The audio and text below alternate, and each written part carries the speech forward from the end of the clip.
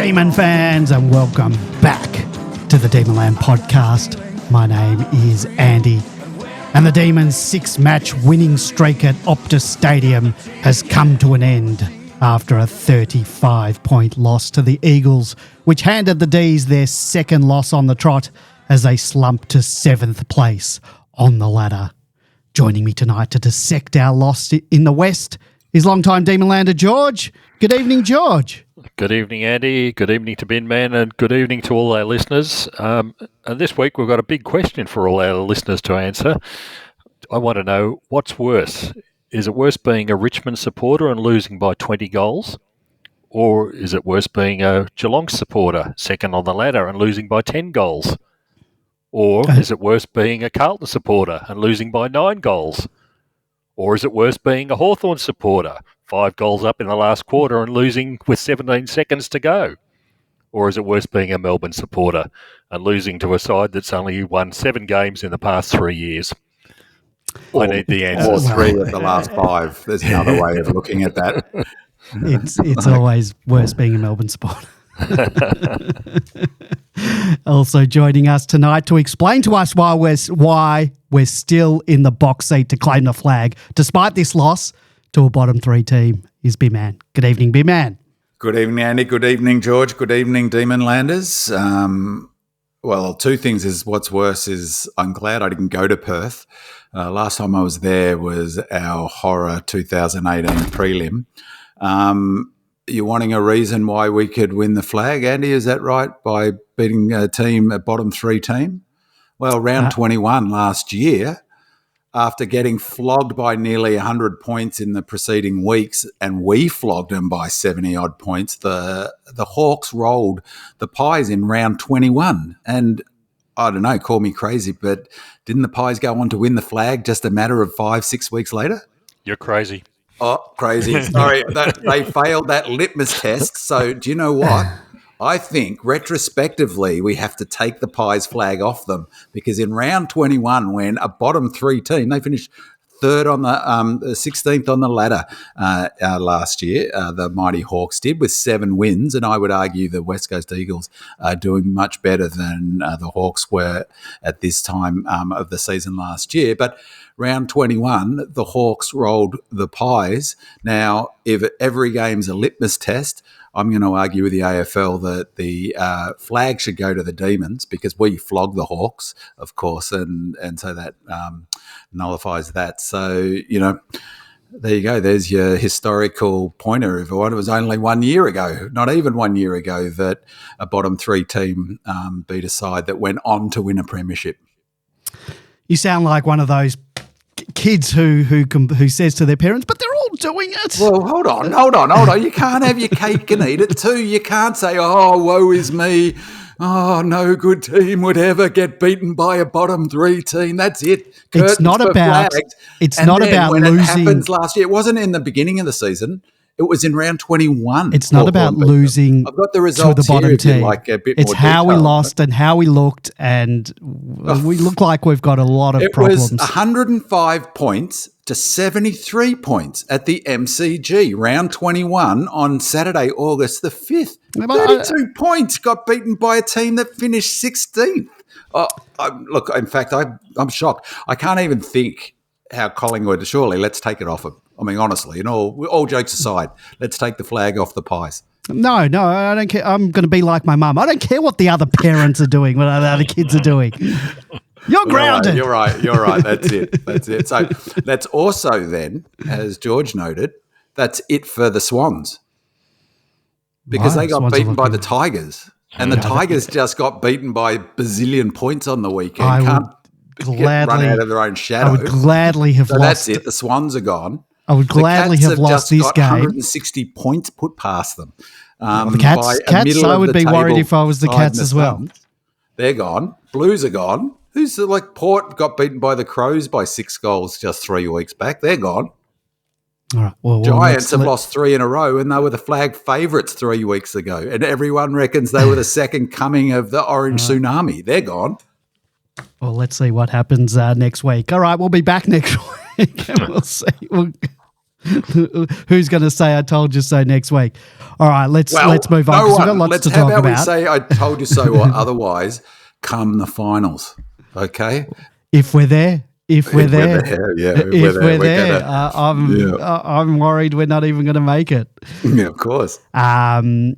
Let's just get moving. There were no reviews this week on Apple Podcasts, but I'll still put out the call to our loyal listeners to help us out by leaving us that 5-star review and a comment on Apple Podcasts. We do love the feedback, and we do reward our loyal listeners who have taken the time to provide a 5-star review. So get them in. We'll give you a shout out on the show. If you follow us on Facebook, Instagram, Twitter, and you want to leave us a feedback or post a comment or a question for the show, you can post under our podcast post each week or just slide into our DMs. In addition to being available on Apple, Google, Spotify, SoundCloud, or your preferred podcasting app, the Demonland podcast is also available on YouTube. So just search for Demonland or Demonland Podcast to find our channel. If you want to chat with other Demon fans, you've never been on our forum, head on over to demonland.com. Sign up. You can chat with other Demon fans from across Australia and around the world. It's completely free. And in addition to being able to post questions or comments for this show, there are multiple topics and threads discussing all things Demons related, where you can argue with Bimman on whether we're going to make the finals or not. So join up to join in on the conversation. I assure you it's far superior than anything you'll read on any social media platform. If you'd like to join us on the air tonight to talk about any of the topics that we're going to talk about, give us a call on 0390163666. That's 0390163666. I'll answer, I'll put you on mute, I'll bring you on when there is a break in the conversation. And during the week, you can give that number a call and leave us a voicemail. Don't worry, no one answers the phone, so just leave us a message. We'll play it on the show. If you're listening live, come join us in the chat room at demonland.com/podcast. We are live every Monday, so if you want to listen to the show live, head on over to demonland.com on Monday nights at 8:30 p.m. Let's get into the match overview. In our game day thread on Demonland, I warned Demonlanders that this was a danger game for the D's. Some people laughed at me, but it came as no surprise to me that the 16th place Eagles delivered a shocking 35-point victory over the Demons at Optus Stadium. The win is their third in their last 4 home games, and it signified a dramatic resurgence from their wooden spoon finish just 9 months ago. The Eagles' triumph sent the Demons tumbling to 7th place on the ladder after delivering the D's worst loss in 2 seasons. Wonderkind number 1 draft pick Harley Reid showcased his exceptional talent with 21 disposals, 7 clearances and 2 goals. His standout moment came with a breathtaking 45-metre goal from a centre clearance, don't arguing and outpacing Clayton Oliver and Christian Petrarca. Also dominating the Eagles' forward line was Jake Waterman, who monstered both early on Stephen May and then Tom McDonald on his way to kicking 5 goals. And crucial in the midfield, Tim Kelly amassed 30 disposals and Liam Duggan 29, and both of them, along with Reid and Gibney, played key roles in the Eagles' midfield dominance. And that dominance was on display early as yet another club got an early jump on the Demons, a worrying trend that is creeping into many D's games this season. An early concussion injury to Jake Lever saw him subbed out, and that did not help matters in defence as the Eagles went on to a first break lead of 14 points. The Eagles continued their high pressure into the second quarter as they extended their lead to 27 points before the D's fought back with goals to Brown and Chandler, cutting the margin to 9 points by half-time. In the third quarter, Melbourne gained an inside 50 advantage but struggled with accuracy, scoring 3 goals, 7 for the quarter. The Eagles had no such problem with accuracy and extended their lead to 18 points at the final break. In the final term, the home team broke away, outscoring the D's 4 goals to 1 and securing a comfortable win.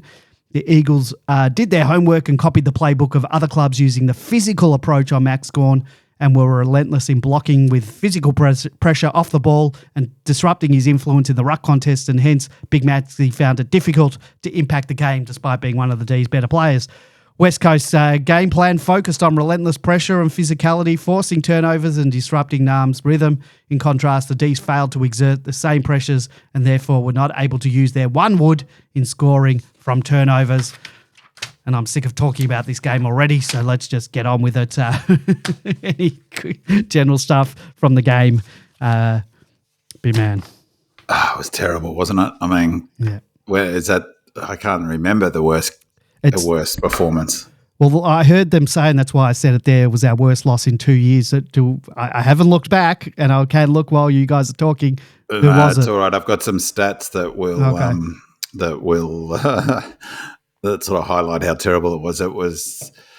I felt like not very confident even at halftime, to be honest. It was a bad start right from the get-go of that match. We just never looked like, I was saying to George before, every time they went forward, they were finding loose men going almost coast to coast without us touching it. But every time we got the ball, we never had a loose man. We were always kicking to a contest unless we went across the ground. And then every time we went forward, it was just contest, and we were losing.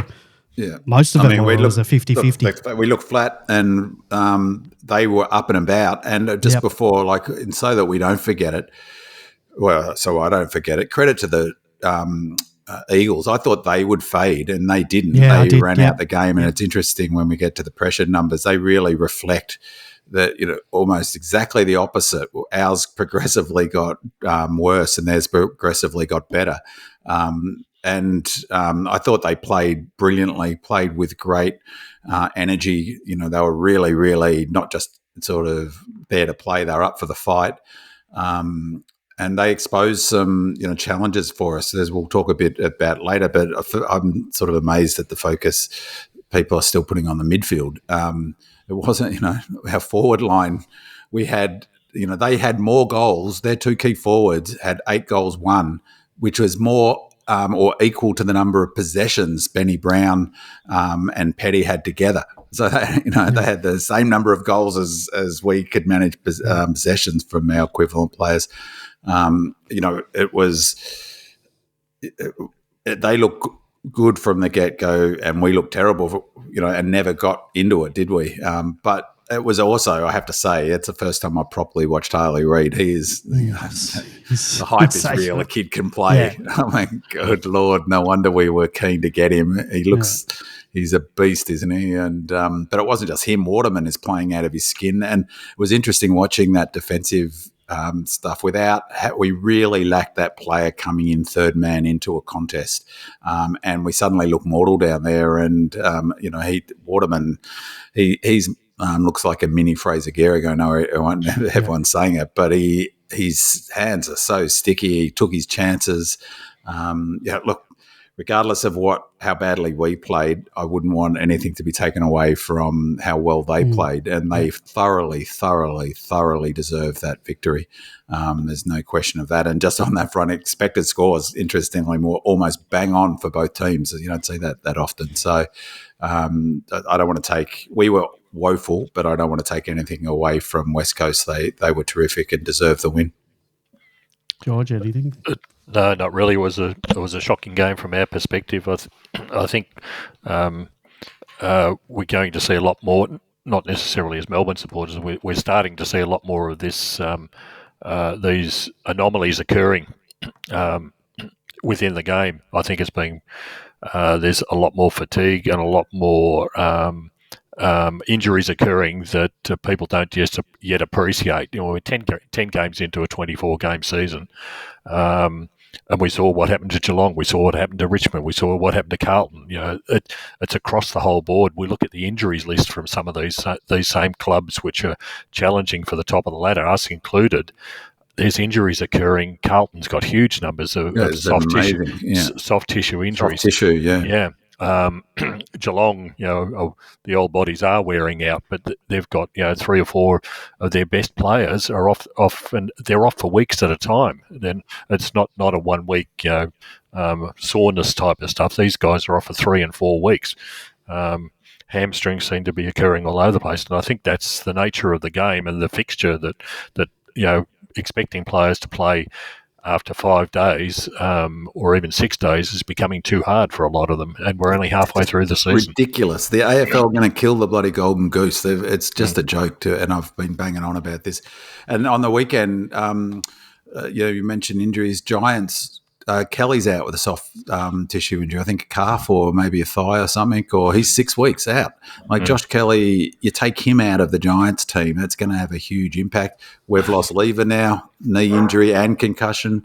It's a huge toll on the players. Yeah. It's a tough Yeah. game aerobically and physically, no doubt about it.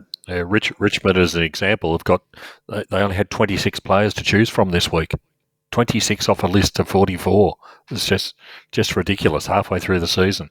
And these aren't collision injuries. These are soft tissue type injuries and basically wear and tear. It's proving to be too hard on the bodies of the players being expected to play this game.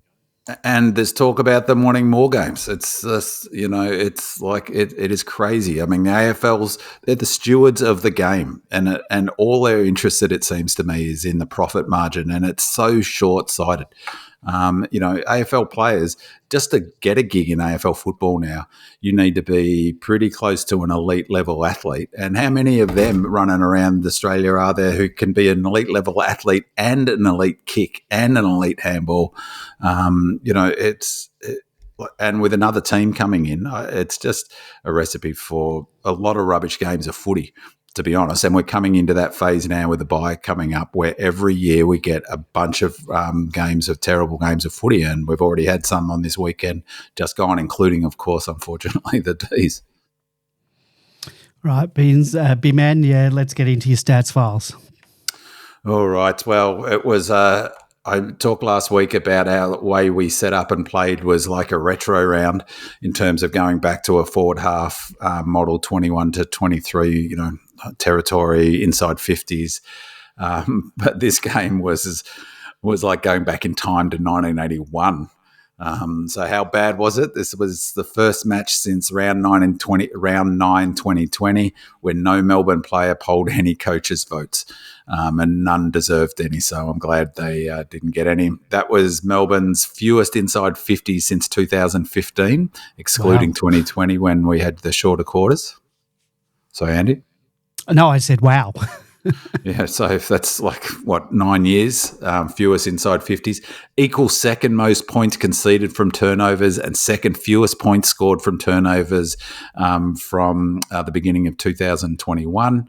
And the worst differential in points from turnovers since 50 points. We conceded 50 points last year, in 2022 in round 12 against Sydney. So, and there's a bunch of other numbers I could point to. That's just four that actually Wheelo ratings had up on Demonland. So I'm sure we could point to any number of others. But so the blueprint this week was interesting. We played appallingly, but we were still trying to play in the way that we're trying to implement this new method this year, the red and blueprint, no doubt about it. So defense is obviously the two core parts of our game, fundamentals, defense and contest.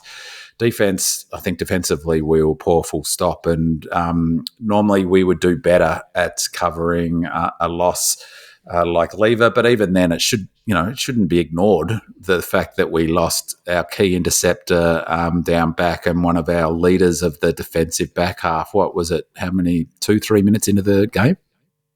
Yeah. Yeah, it was very early on. Yeah, really early on, and we didn't have another tall who could really sag off and play that intercepting role. I was really surprised, to be honest, that Goody didn't put Petty back to play that role. The only reason maybe not is because they were using him as the relief ruckman as well. Yeah. So that might well be a point, and I thought he did all right actually. Like if JVR was playing, we probably definitely would have done that. And I thought, without that intercepting defender, Tommy Mack got shown up defensively one-on-one. Yeah. I mean, he's not ever been the best one-on-one player. That's not been his goal. He's been a mobile defender, sort of not really an interceptor, but certainly up and down the ground running type defender. And that's what he has been this year as well. So one-on-one, but he was getting no help, was he? He was no third-up help whatsoever. That's what was really missing. I think Tommy Mack was holding his own, from a strength position, particularly with Waterman.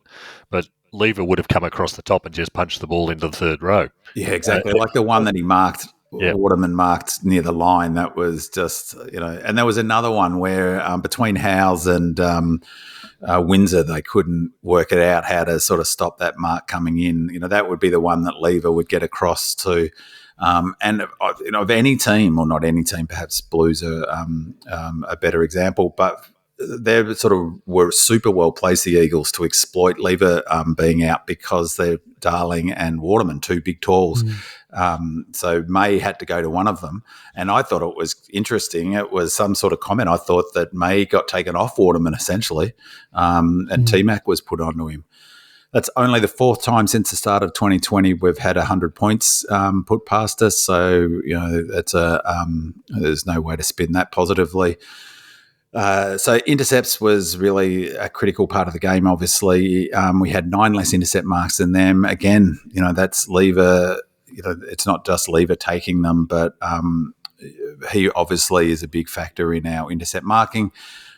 We had 9 less intercepts, full stop, generally. Marks inside 50, I was surprised this was so low because I thought they killed us for marks inside 50.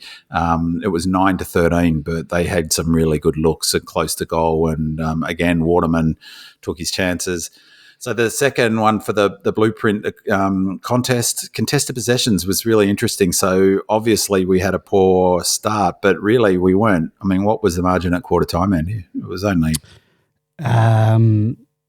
Well, it was 14 points or something. Yeah, quarter time, then 9 points, then 18. We weren't out of it at quarter time. No, we weren't even out of it at three-quarter time. I mean, I didn't think we were going to win, but 18 points isn't at three-quarter time, it's not out of it. That's right, yeah. So we were in that, but so really, I thought our start wasn't as bad. We were flat and maybe, but I, to be honest, it wasn't as if we were completely out of it. That said, we were down 10 contested possessions. Again, this is what happened against the Blues. We were down 10 contested possessions after about 8-9 minutes, I reckon.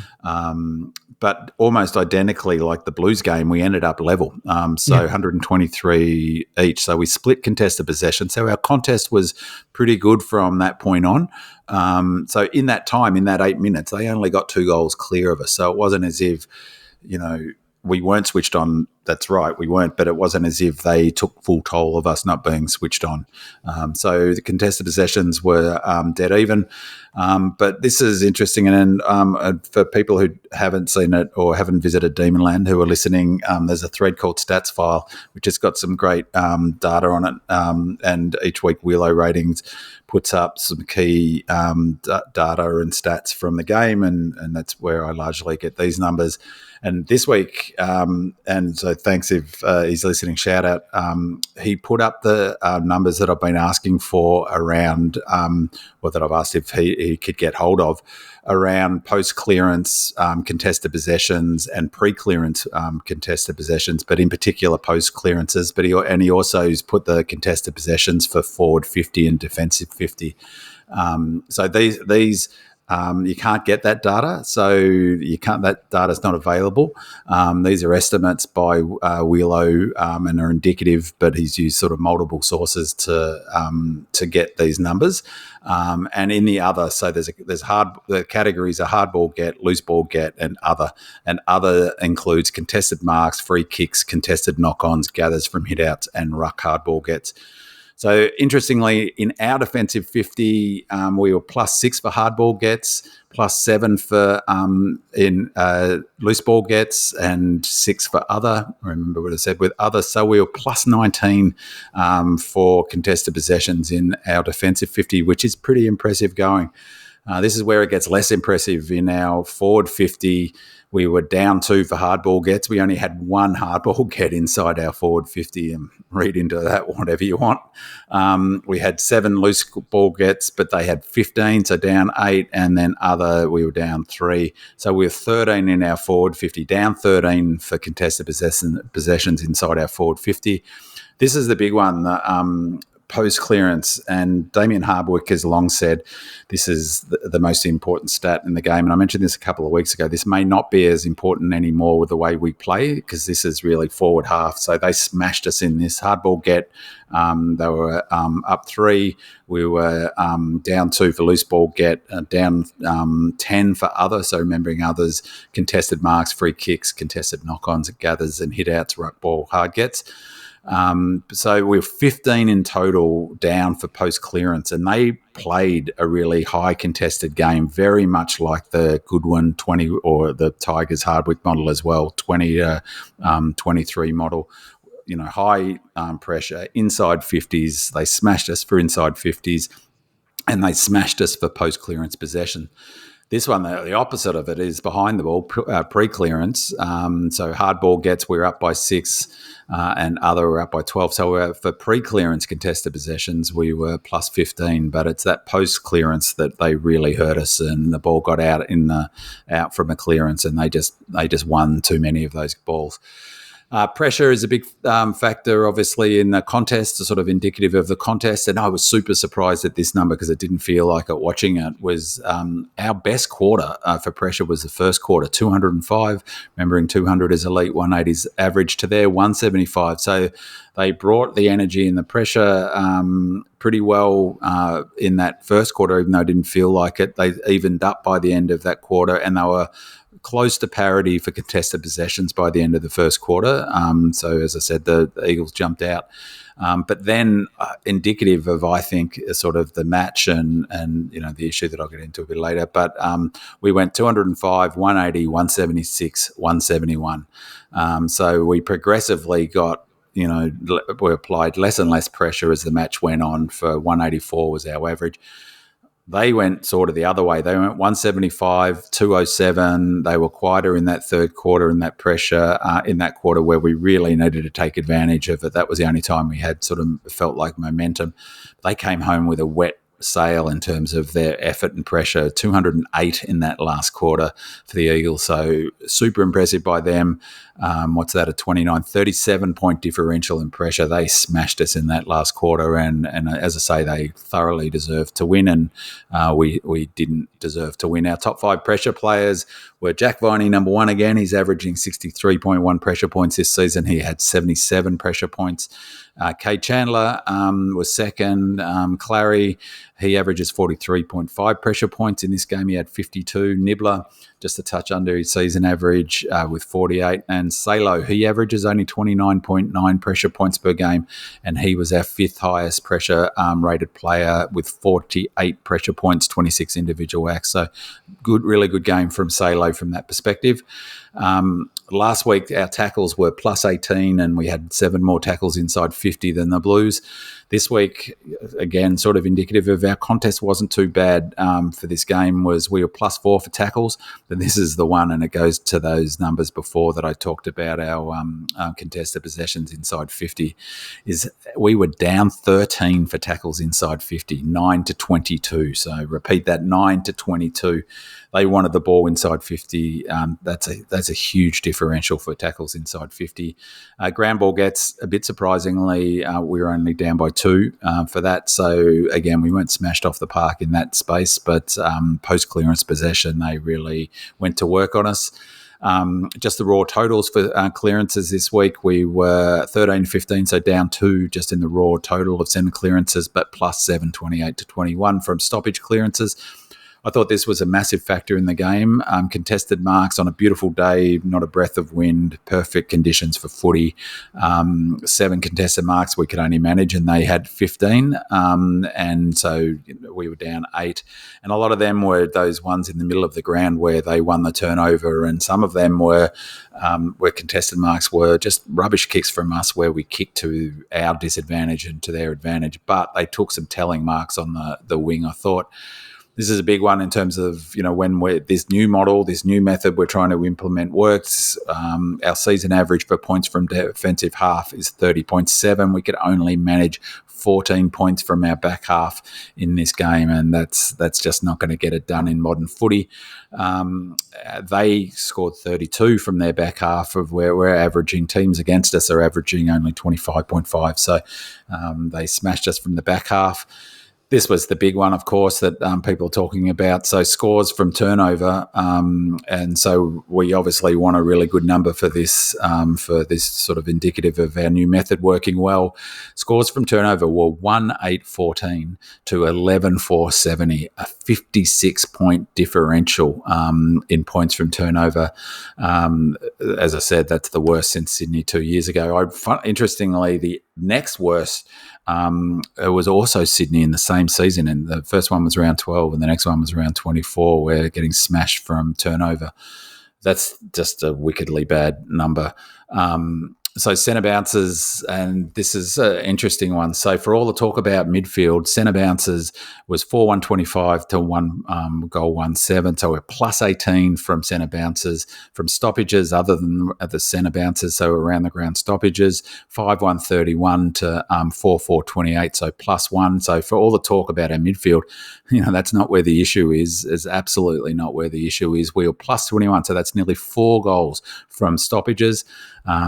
People were talking last week about we got smashed by the Blues last week because they scored 3 more goals than us from centre clearances. Well, by that logic, we completely pantsed the Eagles because we scored 3 more goals than them, 25 points in total, which is twice our season average from points from the centre square, from centre bounces. So we were plus 3 goals from the centre. We were plus 3, as I said before, for scores from stoppages. So plus 7 for total clearances from general stoppages, plus 5 for total clearances in total, including the centre clearances, and nearly 4 goals to the good on stoppages. But all of that really reinforces the point I've been making all season, that clearances are no longer that influential a stat. I mean, after all, we beat them by 4 goals from stoppages and lost the game by 6 goals. It's about turnover. 60-70% of the game is now the score is from turnover, and we could not get that part of our game going. 1-8 though, we missed some chances, so 8-1 we would have won the game. So it was a disastrous game from that perspective. And again, as I mentioned last week, it's important to note is that we are about level for centre clearances, scores from centre clearances and scores from around the ground stoppage as the Swans. We're either just above them on both of those metrics, and that's about 15th on the AFL. It just is not, clearances are no longer that influential. There was another game on the weekend where I think it might have been the Blues. They smashed, no, maybe not the Blues game. There was another game where a team smashed the opposition for clearances but still lost the game. If I was to pick one stat, though, like I haven't talked about this normally because it hasn't been this bad, and I want this sort of remember this number, is our kicking efficiency was 58.4%. So not much over 50% of our kicks didn't hit a target, to 74.1. So they, 15.7% better kicking than us was a massive factor. It was, all of those turnovers, so many of them were just shit kicks from us. So, the same, those are just, that's how you turn the ball over, by giving it back to them. The time in forward half, again, they played like our model under Goodwin. So the match time in forward half was 59-41. The only time we got that going our way was the third quarter, 69-31 in that quarter. The last quarter, and this, they were just rolling over the top of us in the last quarter. We weren't firing a shot. It was 74% time in forward half to 26 in that last quarter, as I say, for a 59-41 split. So nothing good there in those numbers, except, I think the work by the midfield, but there's not much else that positive can be said from it. I'm sure they had a very, very long flight back from Western Australia. Oops, I had myself on mute. Thank you very much, big man. Let's get into some listener questions, but I might first go to George. You said we had a question in the chat room. TDS says, thanks for the podcast, long-time listener, first-time questioner. I'm infuriated by fans who invoke we when referring to the team. We played terribly and so on. If we are we, get behind the team even when there is a glitch. Too many armchair experts, not enough true supporters. He's got another question, but I'll answer that one first. I don't know. I think you can be critical of the team. We get on here every week. Sometimes we're glowing, sometimes we're critical. I think you can have constructive criticism of the team. I don't think you have to be a cheerleader all the way. We're supporters. We pay money. We want to see the best for the team. And, of course, we support the team. I support them financially. My whole family does. And, I think I'm allowed to be critical at times, as long as it's constructive. I don't know. What do you guys think, George? It's just being realistic. And in this particular game, we played like crap. Yeah. It's straightforward. There's nothing Doesn't else. mean I'm going to not support the team. Of course not. No. But I don't think TDS is saying that, though. He's not, or they aren't saying that you can't be critical. So, I mean, I'm not putting words in TDS's. Yeah, I'm not having a go at TDS either. You know, if Demonland's any sort of Vox, what's it called? Vox? Vox Pop. It's not just Demonland, it's social media in general. People launch into, it drives me nuts too. People who supposedly supporters launch into our club, call players spuds, you know, like run around sort of in a virtual Demonland forum with their hair on fire. It's like, you know, it's not waiting just for the losses. So I'm bored with that criticism. It's human nature. It's not just Melbourne. I'm sure you go onto it. It's okay there's nothing wrong with critique, but there's a difference between I think critiquing and having a thread on Demonland for 5 years is Goodwin the right guy that's full of vitriol about how poor, which will be up if we lose this week. I bet you that thread will come back. You'll probably reboot it. No, I wouldn't do anything like that.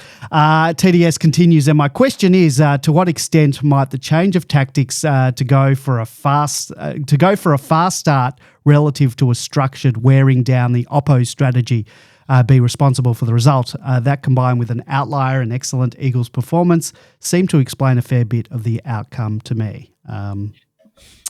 Yeah, I'm not sure. I felt like we were flat right from the very start. I don't know that I would have loved if we had a fast start. It was fast start compared to not being 5 goals down at quarter time. But yeah, it didn't feel like we had the energy we needed, and they, you know, and they got it straight away. Yeah, they got it straight away, and that's right. And you know, and I mean, Reid does, you know, the crowd get into it, and so I mean.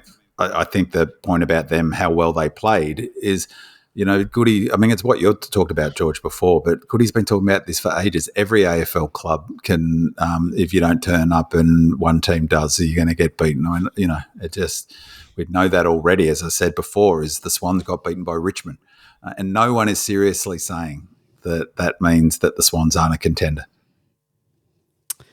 All right, let's get into our other questions. We've got a couple on opposition prep, plan Bs and slow starts. D-Minion says, getting a bit sick of opposition coaches coming into our games with a plan to nullify some of our weapons. Obviously, everyone is going to do whatever it takes to cancel out Max's influence, and there is not much we can do about that. The Eagles tagged Oliver and curbed his influences. Why did we put no time into Harley Reid? Why did we not wise up to their kick-out strategy? Early in the game, they were pulling May out of the 50-metre arc, but then when Lever went off, they had the luxury to not have to do that. Just sick of us not seeming to have a game plan to negate a team, and we certainly had no plan B against the Eagles. Growl adds, since the joys of Adelaide and the big win against the Cats, we have lacked intensity. If not that exactly, then we have lacked intensity relative to our opponents who have come at us like bulls at the proverbial. Have we been complacent? Delirium concurs, saying, although the Eagles had the luxury of playing exciting footy, they had nothing to lose as they were never expected to win the game, so they took it on all night. They played with dare and dash and were exciting to watch. They caught us napping and made us look second-rate. And I've got a voicemail from our good mate Enzo. Hello, guys. What a terrible night. I think I said it early on in the year after the Sydney game. Our forward line has not improved. We needed to get in some forwards. Defence only isn't going to win you premierships. It's too much Ross Lyons, Paul Roux style. But unless Goodwin addresses these slow starts, we are going nowhere. And I think he let the cat out of the bag a few weeks ago when he said, we wait until see how the opposition is playing at halftime and then we adjust accordingly. Well, you know what's happening now? All the teams go, hey, the Melbourne starts slow, don't they? So all the teams are setting themselves up to have a fast start.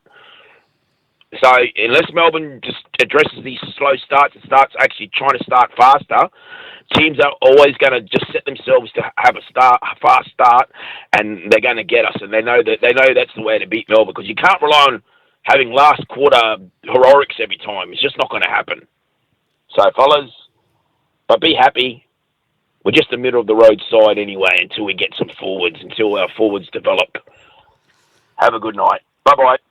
It's a big man, the slow starts, waiting to see what the opposition throws at us before reacting. Many Demonlanders are of the view that there is a perceived lack of planning to nullify our oppositions, and many believe there's no plan B. What do you say to that? And then I'd like to hear George's thoughts on the matter. I would just say a couple of things is people have got short memories. I mean, it was only 2-3 weeks ago that people were lauding Goodwin's outsmarting the tactical genius that is Scott the Cat. I mean, is this your first week? Is this your first week on Demonland? Huh? Do you know, is this your first week on Demonland? Do you not know how things work here? He ran tactical rings around Scott. Just what was that 2 weeks ago, and then against the Blues, people were lauding putting Tracker forward. Oh, what an amazing tactical move, putting Track forward. He doesn't tag. It wasn't Reid who lost us the game. I mean, we already talked about what lost us the game is our turnovers. We gave up 56 points from turnover. That's because we kept on kicking it to them. You know, like I've been talking about this for years, is that how poor our kicking is. Well, it came back to haunt us big time in this match. Wouldn't have mattered if there were 18 Reids out there. And I take the point about starting fast, but it wasn't really this game. That's why I asked about what was the margin at quarter time. It's not like we were blown out of the park.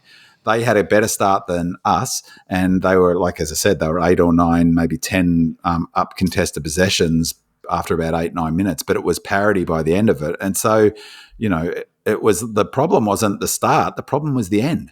The last quarter was the end, is that they had more run, they had more energy, they had more zip in the last quarter. It wasn't the start in this game that was the problem, it was the end. So, I think, why didn't we do something about Reid? Is because I don't think he wasn't the difference.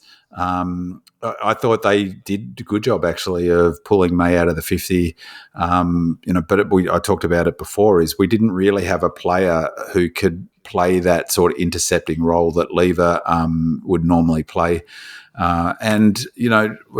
We've got plenty of plan Bs. We've put them into action in the last, as I said, just 2 weeks ago, was against the Cats. And just on Enzo, by the way, if my memory after the Swans game is we were going nowhere, and then after we beat Port, we're flag finalists, I mean, he could get a job on Fox Footy. Yes, David King. Speaking of David King, 4 weeks ago, thanks for that. You're not meant to listen to him, apparently. And I did know, I read this on Demonland. Oh, right. Is 4 weeks ago, he said there were only 3. In fact, you might have said this, Andy. I did. There was only 3 contenders. Swans weren't even one of them, according to him. There were Blues, Port, Giants, Lions or something, or Lions, Giants. No, Lions. Yeah. But yeah, it was definitely Blues, definitely Giants. I don't think he had Sydney in there. It might have been Geelong. It was Geelong. Carlton are out of the 8. Yeah. So, George, anything you want to add? Oh, the only thing I'd point out is we're not a fast side, compared to other clubs. I think Carlton is the classic example. People like Walsh and Cripps in the middle in those first quarters, they cut you to pieces with their speed. We're long distance runners, and we'll grind clubs down. So don't expect us to be 5 goals up in the first quarter. If we are, the game's as good as over, because we will keep on keeping on. But there are other clubs who are very fast starters, but that's the nature of the game. Some teams are fast, some teams are sprinters, some teams are marathon runners. So I put us in the latter category, which is going to get you to the end of the season more likely. I do wonder whether that approach by Goody sort of slightly has a potential downside, is that, maybe you were waiting for that, I don't know, that sort of balancing, and maybe that's a factor in not being as intense as that we need to be. As I said, plus 200 for pressure in that first quarter suggests that it's not as if we weren't cracking in. Smurf says, what is happening with our midfield at the moment? They are consistently getting beaten all around the ground and none of them are having much impact at the moment. It's hard to be too critical of these guys because they've been in the premier midfield group for the past few seasons, but something is just off. El Diablo answers Oliver and his off-field issues. Brayshaw retired. Sparrow not up to the level. We're short playing off Jack Viney and Petrarca, and we need Petrarca forward because our forward line sucks. Lazy adds credit to Demonland poster at the break of Gorn in the post-game thread where he said, Oliver and Petrarca have only once finished in the top 5 disposal getters together this season. That was against the Dogs. Jack Viney has not had more than 25 disposals in a game this season. This was once a midfield trio to be feared, and these numbers are a major problem. Is this a blip, or has that decline come sooner than we thought? El Diablo's response is Viney is 29 years old, Petrarca 28, Oliver 27. Oliver has never been the most athletic player. Track and Viney are bulls, but that means they don't really have speed, so can get exposed on open field. It would be sad if at their age they are in their decline. I don't believe it, but it also begs the question on the development and training by the coaching staff. So, George, do we have a problem with our once vaunted and feared midfield? Yes and no. It depends on the way the game's being played.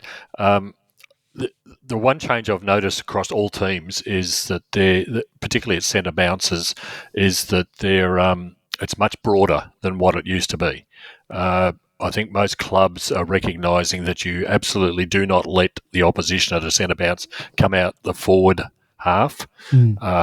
So they're sort of taking an extra step or two back. What that means is it's leaving more space.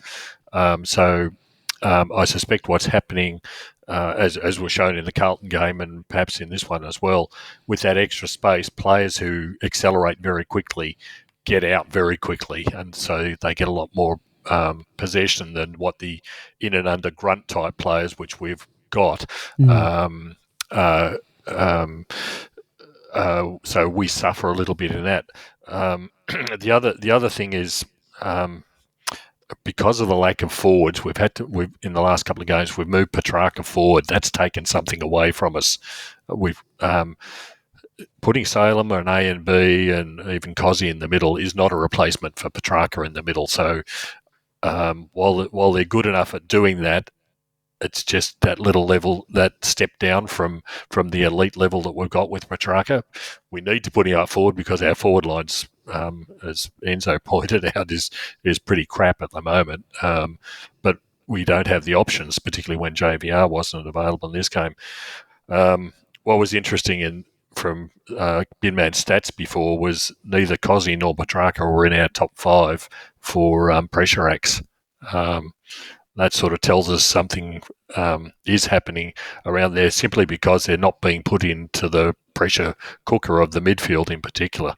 So a few things going against us, a few things not going against us. We've still got those players. They're still very good. They still keep on fighting. Viney's been fantastic and has once again kept us in game after game simply with his relentless approach to the football, which is just fantastic and what we've always needed. But we do get exposed by speed, particularly early on in the game. I wish we had an answer up forward. The other problem is the ruck. Max has been expected to play a lot more time than what he would otherwise normally want to. It was his lowest, I think, for the season. Petty had 23 ruck contests. So. Yeah, and the fact that we're using Petty and JVR in previous games, they're not ruckmen. Although I must say, Petty did all right with a couple of the. He did fantastically. But he's not a ruckman. He's not a ruckman, and that's our secondary problem. Who do you bring as a second ruck? Quite frankly, Fullerton's not a ruck, and that's I think starting to be recognised by a lot of people, despite the fact that he was touted as being recruited for that reason. I think Verrill's far ahead of him, but he's very, very raw and young.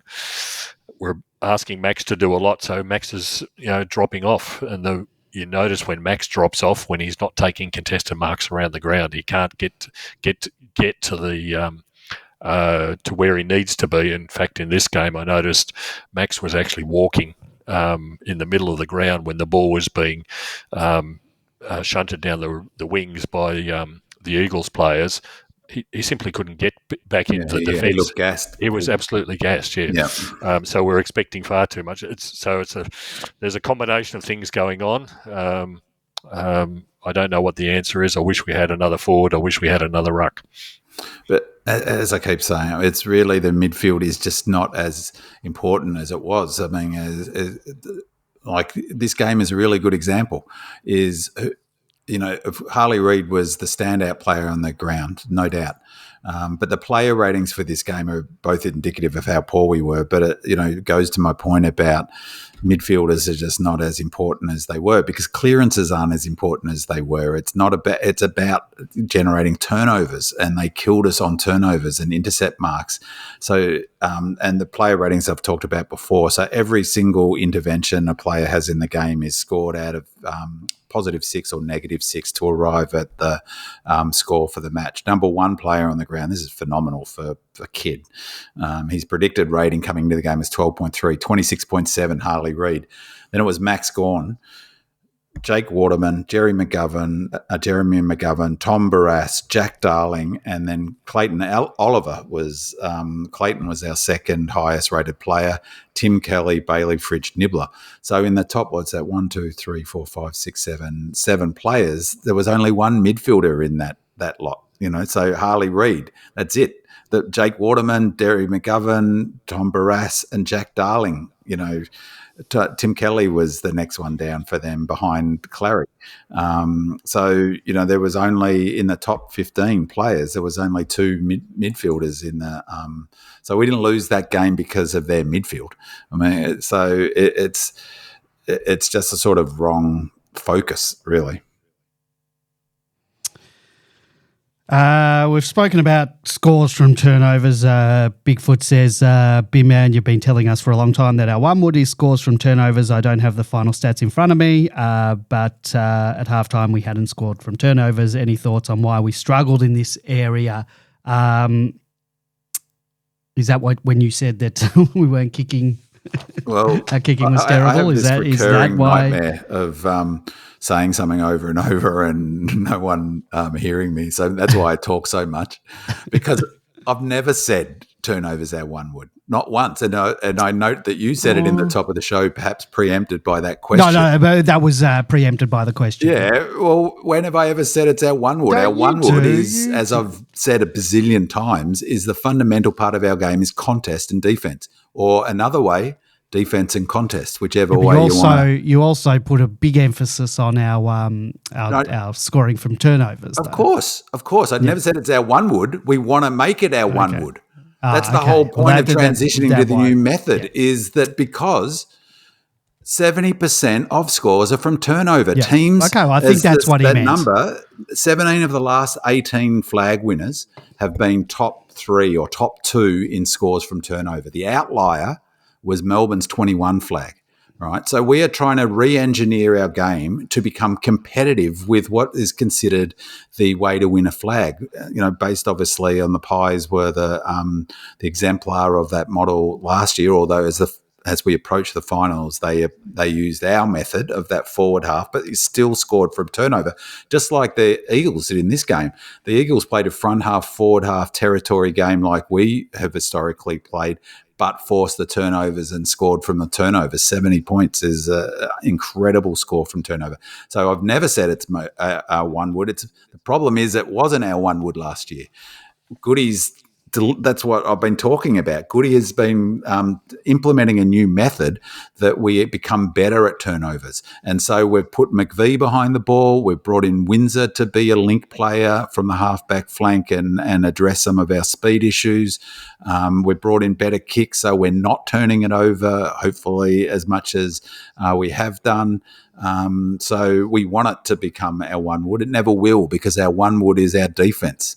I mean, come on. So I find that, there's a number of things like that. So I've never said it's our one wood. we want it to be maybe our 3 wood, because contest and defense will always be our 1 wood under Goody. There's no question about that. And contest and pressure is a non-negotiable for all footy clubs, but certainly for Goody. So that's our 1 wood, that's our 2 wood, and let's hope our turnover game at least is a 3 wood. At the moment, it's a putter. A broken one at that. Yeah, broken week. one. That's right. I bent it and can't play with it and have to putt with my 2 iron or something. All right. Demon WA says, Eagles monstered us in contested marking all around the ground. That's why we didn't generate many turnovers, in my opinion. Waterman and Reid played like the second coming of Carey and Judd 2.0. We didn't play our best, but please don't talk about loading binners. Kiwi D says they also monstered us in contested possessions and around ball and ground ball gets in the first half, when most of the damage in this game was done. Contested possession got evened up by the end of the game, but it was a case of too little, too late. George, we've mentioned it. We've been beaten at our own contested game, monstered, as Demon WA and Kiwi D put it. Your thoughts on that? Yeah, that's certainly the case. I mean, the Eagles put in a great performance, and particularly the contested marks and those really telling ones down the line as well. Which Barras, apart from they were the critical ones, I reckon. Oh, they are in every game, and. We're usually doing it. Yeah, right. Exactly. And the people who are usually doing it were the people like the T-Max or the Max Gorns, and Benny Brown. Benny Brown, and none of them could get anywhere near it. But he looked woefully out of sorts, didn't he? Yeah. And to top it all off, we lost Lever in the first couple of minutes, who's one of our intercepting contested mark or our number 1 intercept mark by mile, by country mile. And Stephen May, I think, had 2 marks for the whole game. He looked off. I don't know what was up. There were 3 players on the ground who had a lower player rating than Stephen May, and one of them was Jake Lever, who went off after 2 minutes, and the other one was Jermaine Jones, who didn't. I think he was the sub, wasn't he? Yeah, and unfortunately, the other one was Sparrow. Yeah, but those are all your tools. All of us. Petty was another one. All the tools were really down, but I wouldn't underestimate the loss, how the effect that loss of Lever had on people like T-Mac and May. They were expected to. They couldn't move. They couldn't go up the ground like they normally would have preferred to. We couldn't do that. The diamond or whatever. Exactly. There was none of that. And didn't we look impotent without that? You take that third man zone out, and suddenly you look like a Port Adelaide defence. Yep. That's exactly right. Yeah, we just look flat from all of those players. They were never in the position. And to top it all off, then you put players like Petty into the ruck.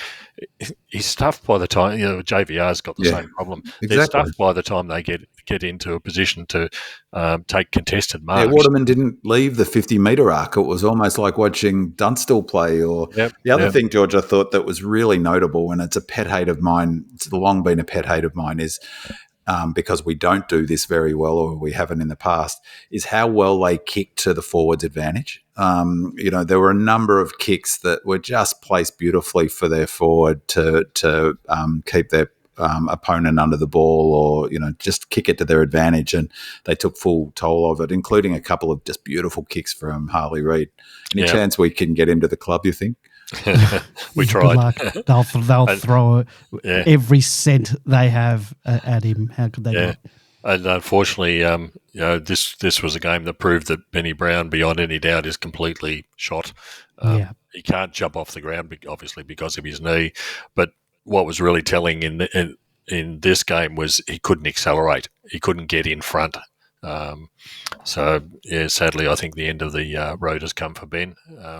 It shows how bad Stephen May's game was, because there were Blake Howes, Caleb Windsor and Shane McAdam all had lower player ratings than Benny Brown. And Harrison Petty only had just a titch over Ben Brown. He had 4 points player rating, and what's his name had 4.2. Is Ben Brown's player rating bolstered by the goal that he kicked? It probably of course. is. Yeah. Well, so it should be. No, that's what I'm saying. But take that out, and which was off a free kick. No, his guy was that freak one, Ben Brown, that he kicked from the boundary. Yeah, of course. Murdoch 516 in the chat room says, interesting at open training that Stephen May didn't do many of the drills. He was also out before the rest of the boys and had to start stretching after a kick. Could be dealing with a leg muscle issue. There was something off, I could tell, with him. And also when Lever went down, I didn't realise at first that it was concussion. I thought it was a knee. He looked like, and that's, now. Well, we've seen did you reckon he did it in that incident? I think maybe, because that's what I thought it was. I don't know. I'm not a medical, but that's what I thought had happened. I thought he'd done something to his knee. That play and it wasn't until they showed it. Like it was a mistake too that triggered that sort of cascading of him getting that. We should have marked, or I forget the exact what happened, but it shouldn't have been a situation where Lever gets hit in the head. Sam6172 says, do you think they used the 10-day break to absolutely smash the players fitness-wise? There's only two reasons I can think of as to why we performed so poorly. First is the boys were flogged during the longer break to load up and were completely cooked. Second is we just aren't good enough this year. Yes, we have beaten some good teams, but the gap between our best and worst is large, very large. If it's the fatigue factor, then the high-performance staff need to realise that we need to actually bank some wins during the season to make it to finals. Perhaps they thought it's only the Eagles will be fine, which shows that we weren't taking it seriously and got found out. If it's the second reason, then, well, there is always next year.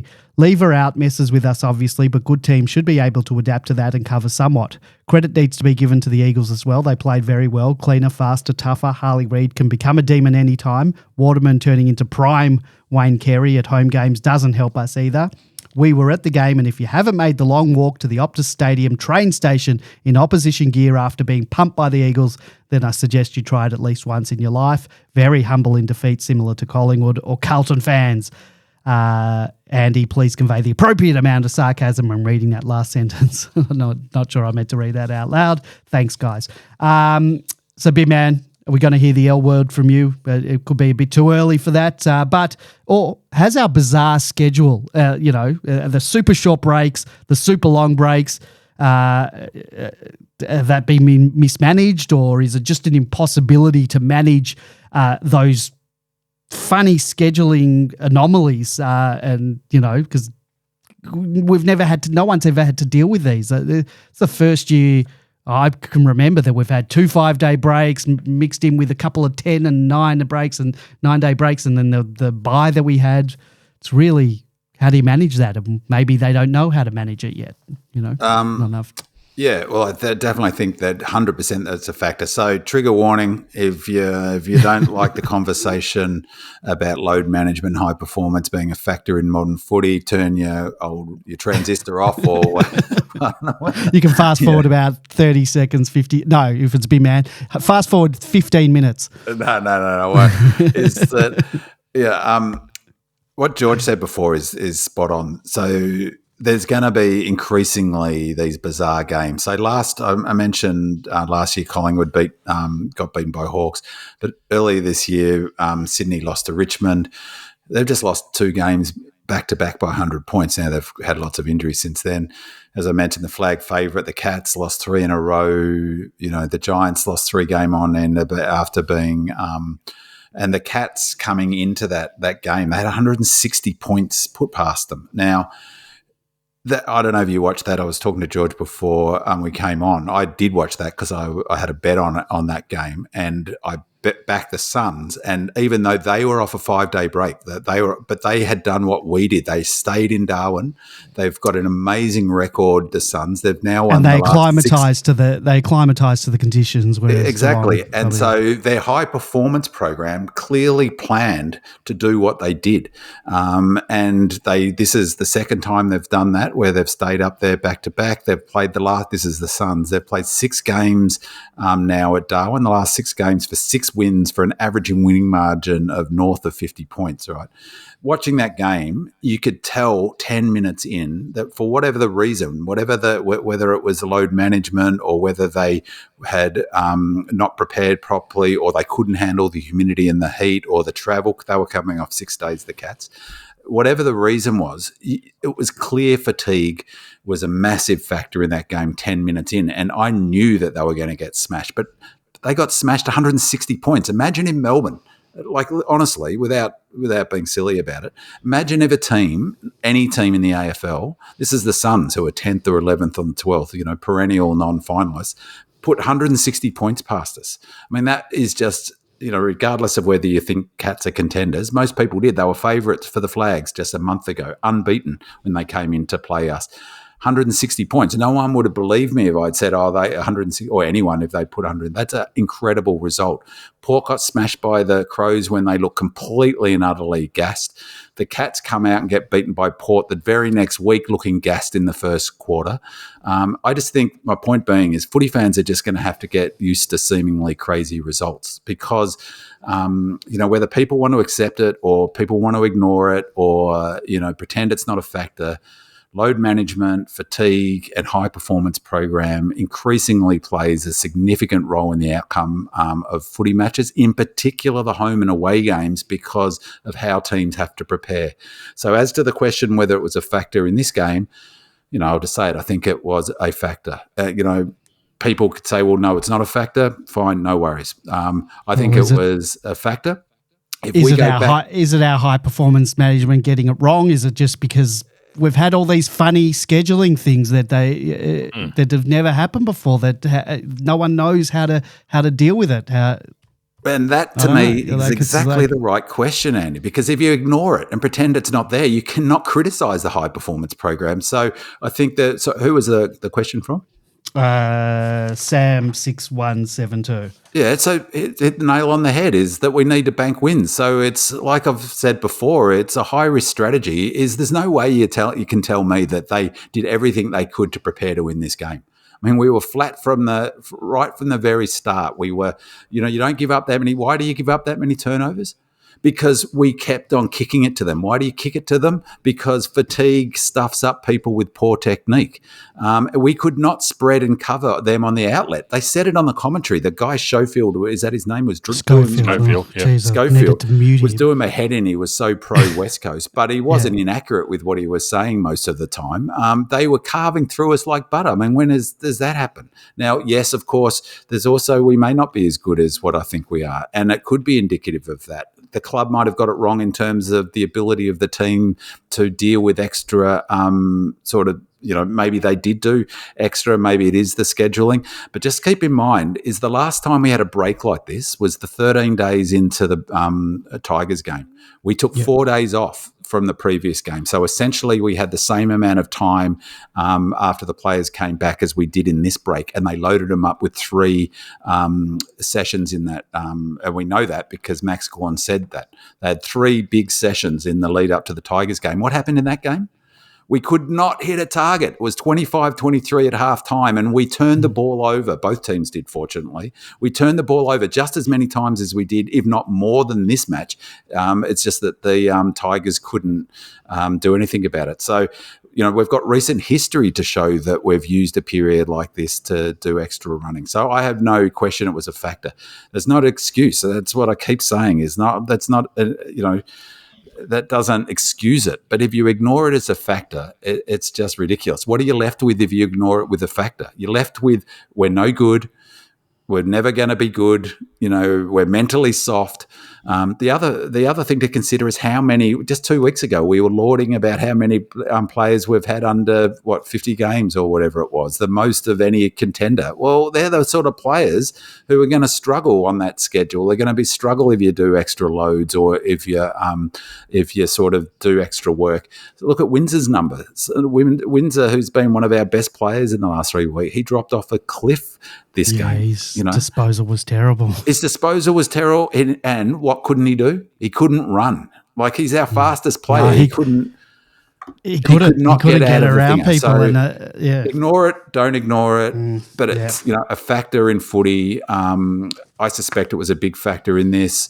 They took a risk not preparing for it, and we paid the price. And it's huge. It's huge. If we win this game, we're 10 points clear on percentages from 10 percentage points clear of the Blues. We're similar with the Giants, and the Cats, 4 points clear. So massive risk to take, and we rolled the dice. I feel like a little bit, and we paid the price. Can you put that clip on from? This is a few weeks ago, and it said it much more succinctly. This is Del Santo talking about the importance of the high performance programmers, and I said a few weeks ago, I think they are the most important people in the game. You could even argue more important than the coach, I reckon. Yet no one knows them except of maybe your own club. We know Selwyn Griffith and we know Burgess because he's gone to the Crows. But how many others high performance managers can you know? None. Here we go. What do you got for us? Snap observation. I've got a couple, but the one I want to talk on about now, and I just mentioned we're a third of the way through the season to race in 6. There's only 6 teams that can win the premiership from here. They're not going to blow you out of the water, but everybody else is getting an extended preparation for next year. So of the 6 teams, the Cats, the D's, the Swans, Giants, Pies and Blues. And the layer that I'd like to add to that is, how do you get your best form and your best squad on the park when it's getting serious? So you can win it from 1 to 6 this year. I think they're that even.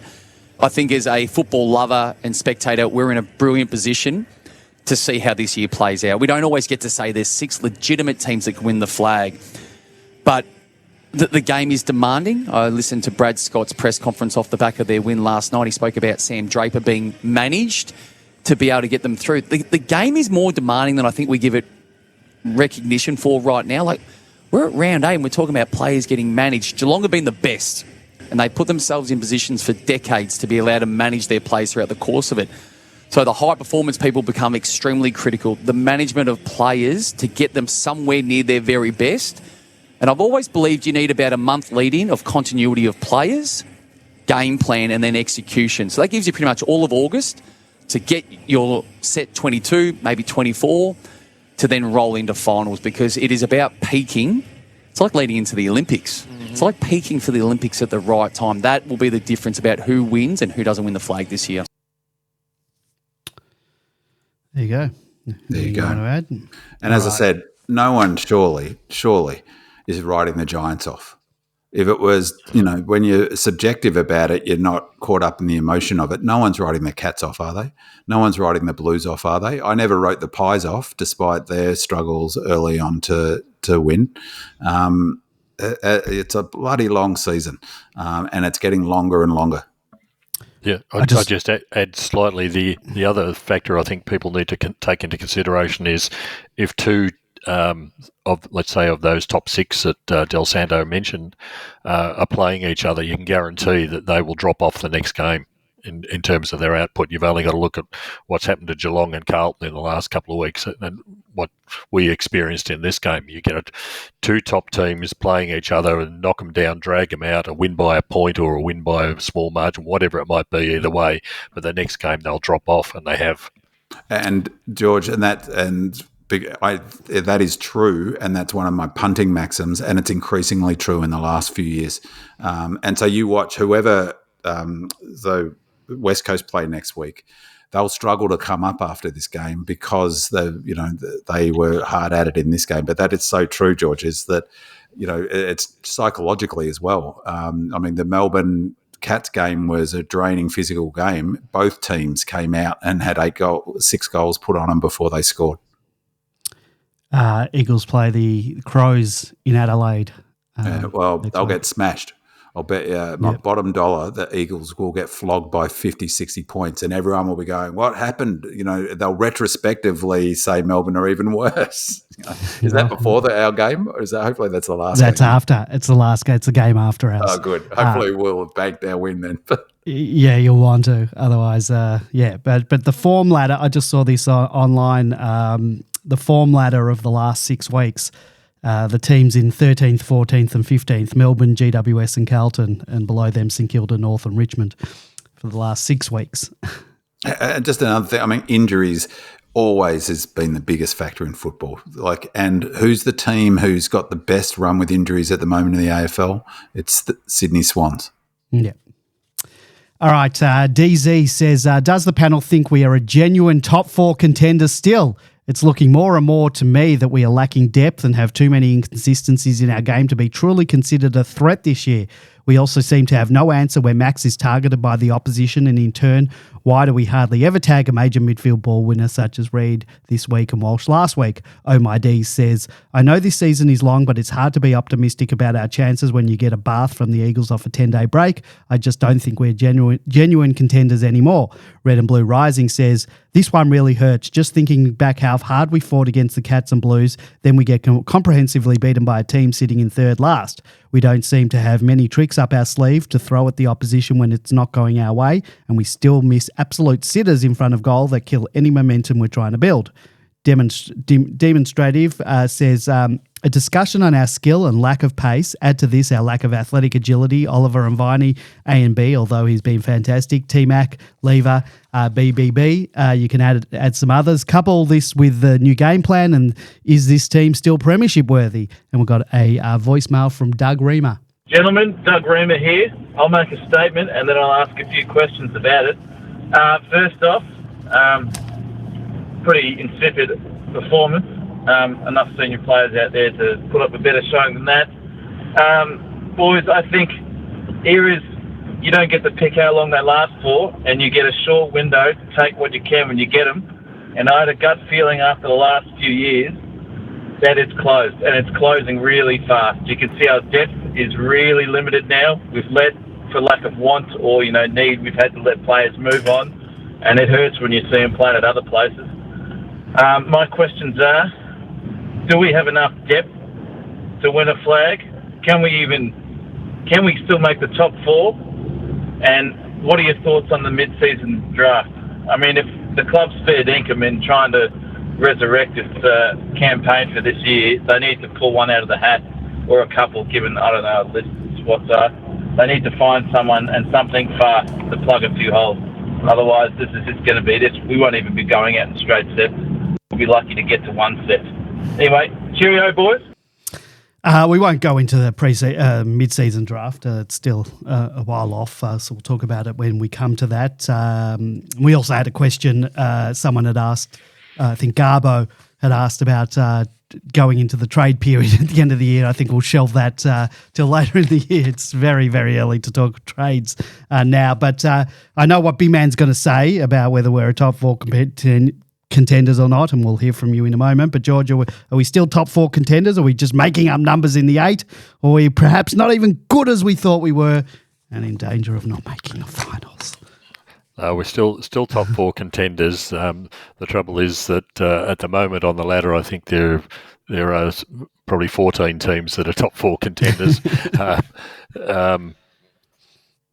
I do have worries, concerns about our depth. Well, I spoke before about the ruck problem. The forward line problem is just finding enough bodies in there. We just don't have the replacement bodies when injuries invariably occur.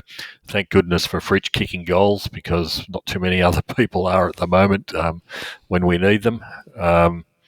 We're certainly still in there. What happens in the coming weeks, I think we'll certainly know probably in the next month whether we're serious or not. Other teams will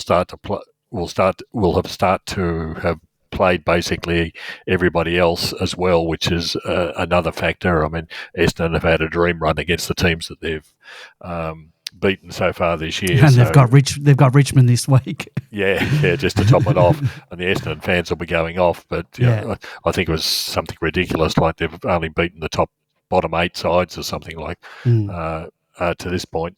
So it depends on who you're playing, who you've beaten, your injuries.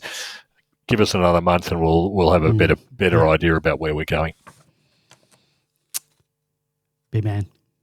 Yeah, You wanna, I think we will finish top four. Right. Yeah, okay. So, let's move on. But Our next luck one plays a huge factor, and course. we know due some luck. We could do without injuries to our best intercepting defender, and I concur with George's. I think all teams, to be honest, have depth issues, like every team.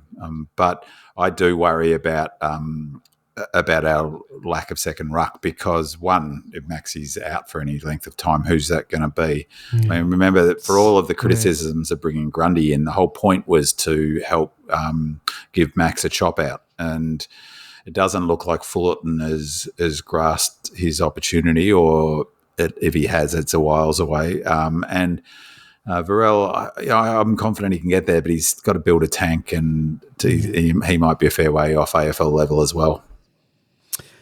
The next one, I'll just read it out, but we've discussed it. Singer says, just wondering how much effect the lever injury had on our fortunes in the game. I know the Eagles got out to a hot start against us even before Jake went off with concussion, but I thought that maybe we could have righted the ship as we've had some similar slow starts and clawed our way back into contests once we settle. Having lever off really unsettled us down back, and we never really recovered once we lost one of our best weapons in our interceptor. What do you guys think?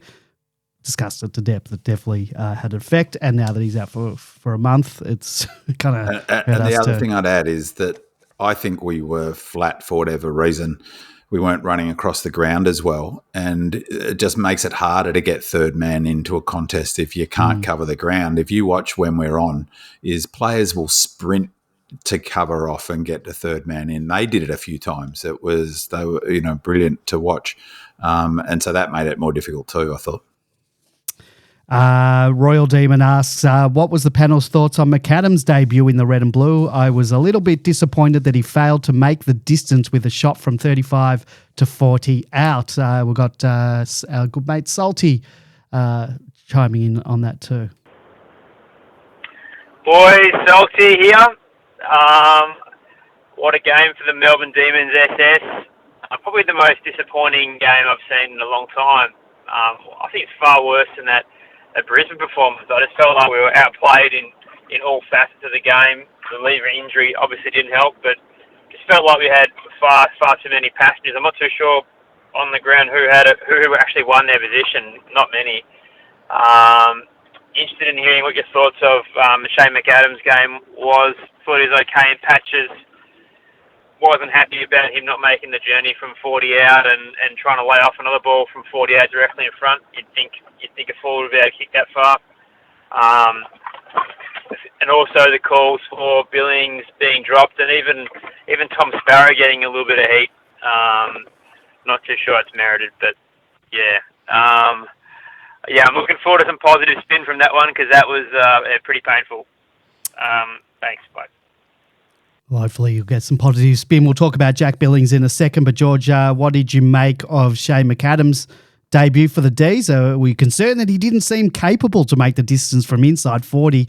And then I guess his confidence was so shot from the first effort that he didn't even attempt the second effort, and we coughed it up from that kick, pass. It's difficult to make any real assessment of McAdams' game in this one when we only had, 36 inside 50s for the whole game. The opportunities for forwards, I don't think Fritsch had a touch in the first half. No. Effectively showed how poor the lack of opportunities were there. It's his first game. He's still not fit. No. Up to the required level. He was completely shot by the end of the game. And we've talked about fatigue and those factors when you're kicking for goal previously. So I hope he can do better. He's got to show something. He'll have the opportunity simply because we don't have a great number of options available with that small forward. And if we're using Cozzy in the middle a lot more than what we have in the past, then there is an opportunity for McAdam to show something in the next couple of weeks. Probably the perfect opportunity coming this week. There were two times when Cozzy hit him up quite nicely, so I'm looking forward to seeing a bit more connection between the two of them. Yeah. A bit underwhelmed, I have to say. Agree. Salty makes a good point, actually, is that I can't name a single player who won their spot, really. Yeah. I mean, there was no Maxi, maybe. Maxi was our highest rated player, so let's give him that credit. So Maxi, other than Maxi, I really can't think of any. I was a little bit underwhelmed with McAdam, and this is going to sound funny, but he's not as big as I thought he was for some reason. I've seen him at training, that's why it sounds funny, but he doesn't. I had in my mind that he would be the player who could play that sort of defensive, offensive / forward that Melksham was playing, but he's not as physically strong, or he doesn't look as physically strong. It doesn't look like he is a player who could naturally play that role that Melksham did. So he's it'll be good to have Melksham back post-bye. That's a positive. But he's got good skills. So, it was a bit strange him not making the distance, because I've seen him at training flush him from that distance. So, the one time I've seen him train. Did he kick right through it? I don't know. I didn't rewatch it. I don't know what happened. It was cheering. I thought it was straight through the center, and it's going straight through. They marked it on the line, which is another brain fate. How do we allow them to mark that? Yeah, no one was on the line. No one was on the line. There were so many things like that. We won. If T-Mac was forward, he probably would have won the Richmond game. It was worse. The only comparable one in recent times was the Essendon loss in Gather Round last year, but this was miles worse than that. Radelaide says, I was really happy with Salem's return game. It's good to have another option in the middle that can also slot back to help the drives off half back. One of the very few shining lights. B-Man, any thoughts? Who? Sorry, what was on Salem's game? I thought he was good. I thought he had a solid game. As I said, his pressure was good. I think from memory, I said he was third on the pressure. He had 8.9 was his player rating. His career average is 7.8, so a touch over his career average. It surprised me actually a little that his career average is only just on 8. But I thought he was good and won a couple of clean balls when we really needed it in that third quarter. We couldn't take quite advantage of it, and he missed a couple of targets. But also he wasn't the main concern around the turnovers, was he? So I thought for a player coming back after 4 weeks. I think he missed 4 games or 4 weeks, including the bye that we had. Yeah, I thought it was a pretty good return, and I'm looking forward to him being in the side and a regular for this next block of time. We need to settle that side down. We've had too many players coming in and out. Lefty says, after 10 matches, I've come to the conclusion that trading in of Jack Billings has been a bust. He was billed as being a good user of the ball, and I've not yet seen that on a consistent basis. I get that he's not a high possession player, but that means that he needs to deliver on the meagre possessions that he accumulates. He lacks the penetration in his kicking, and he's not taking his chances in front of goal to be a worthy addition to the team. I would rather blood some young and hungry talent like Colt and Doggy Brown Jr., Sir George, Jack Billings has quickly become a bit of a whipping boy in the online Demons community. Has his acquisition been a bust? Do we persist? And if not, who do we replace him with? I haven't seen anything from Billings. I spoke about this 2 weeks ago. I haven't seen anything from Billings which would justify him playing in the seniors at the moment. He can't kick beyond 40 metres under any circumstances, it seems. His accuracy is questionable. He certainly doesn't seem to be able to take set shots for the opportunities he's had. For this game, he had the grand total of 119 metres gained off 8 kicks. Rivers, for example, off 9 kicks, had 344 metres gained. He's not contributing. It's as simple as that. He's in to run the ball, to move it into the forward line, and he's just not doing it. I think the easy solution this week is Langdon in, Billings out. And that brings us to the next player, Langdon. OMID said, I had a feeling that losing Langdon for personal reasons would hurt us, and it really did on game day. I hope he's back next week. So, B-Man, losing Langdon, he's been a mainstay in the team for the past 3.5 years, is very noticeable. It was massive. The weekend. Not so much losing Langdon, it's losing the kilometres that he would run. Because it's like George said, is that, him and Windsor, but him and Nibbler in particular, they offset the grunt from Oliver and Petrarca and, that mix of different type of athletes.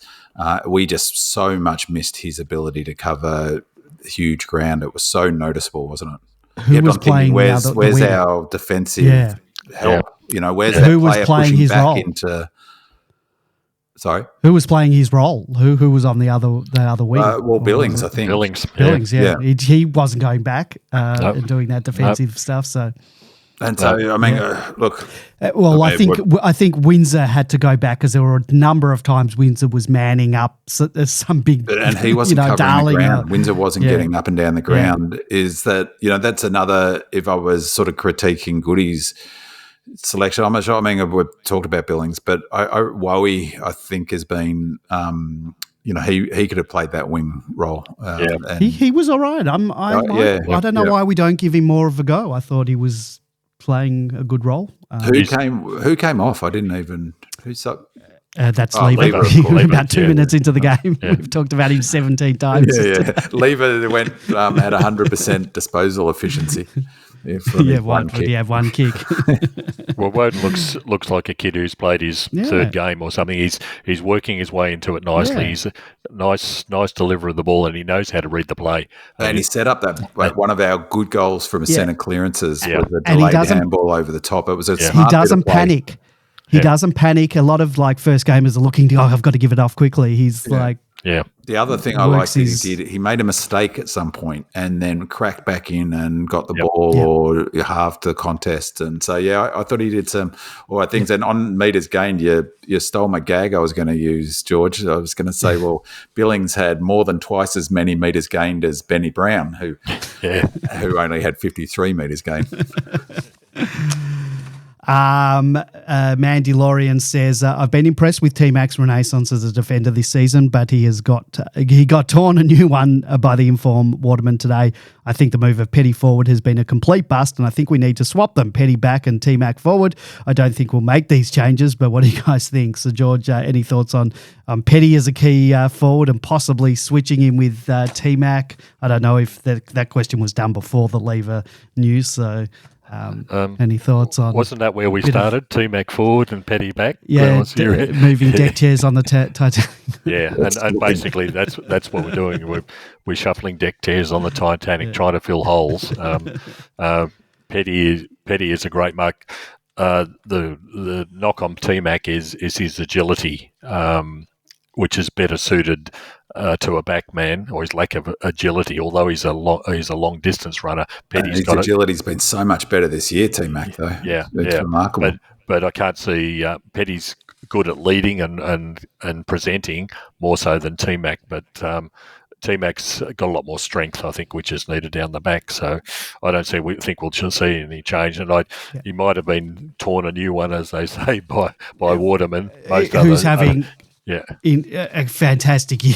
I don't think many people would have beaten him. Yeah, and like I said, if Lever was there, Waterman would barely have got a touch. Exactly. And I reckon that cannot be underestimated because he's not a one-on-one player. He's not brilliant one-on-one, T-Mac. His go is to use his athleticism and ability to get up and down the ground. And, he was exposed, poor. But, I mean, he should blame bloody Steve May because, Steve May should have been getting Waterman. Yeah, but then it would have been who gets Darling. So, but we were that one player down, that one athletic player down that killed us. Yeah. Let's get on to the Casey. The Casey Demons faced a challenging match against the Brisbane Lions, entering the game with a depleted lineup due to the growing list of injured and unavailable AFL and VFL players. With Melbourne taking all three emergencies to Perth, the Demons were always up against it with only 8 AFL-listed players available and only Lockie Hunter and Bailey Laurie with any real AFL experience. Unlike their AFL counterparts, the Demons bolted out of the blocks and led by 26 points a quarter time and maintained that advantage deep into the second quarter. However, the second half saw the Demons overwhelmed, ultimately losing by 7 points. Oliver Seston kicked 4 goals. Bailey Laurie worked hard for his 24 disposals, 5 marks and 5 clearances, while Kynan Brown collected 23. Will Varell was persistent, finishing with 16 touches and 9 clearances. Bowl reports Lockie Hunter struggled to impact the game with 13 disposals. Defender Andy Moniz-Wakefield had a busy day with 28 touches and 4 marks. Young key position players Matt Jefferson, 2 goals, and Jed Adams, 8 marks, continued to develop but couldn't sustain their efforts for 4 quarters. And George, before I get into any of your thoughts on the Casey game, Jane02 asks, I know George wasn't exactly complimentary about Ollie Seston's form last week at Casey, but I've been watching him closely and he had a great game for Casey on the weekend, booting 4 goals. Is it time we start looking at him and giving him a run in the seniors? Who else at Casey do you think, do you see getting a game this season? Keep up the great work. I'll answer Jane for a start.